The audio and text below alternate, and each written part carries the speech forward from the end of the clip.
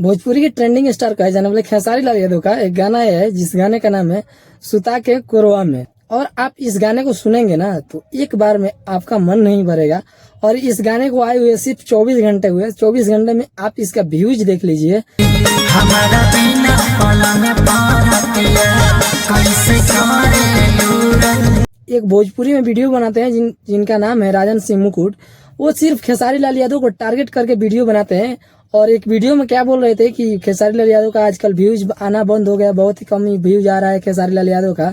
तो मैं उनके जानकारी के लिए बता दूं कि खेसारी लाल यादव फिर से कम बैक किए हैं।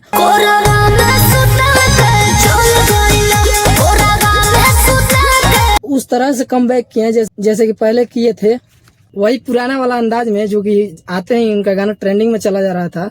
वही पुराना वाला अंदाज फिर से खेसारी लाल यादव वही अंदाज में लेकर आए हैं इस गाने को।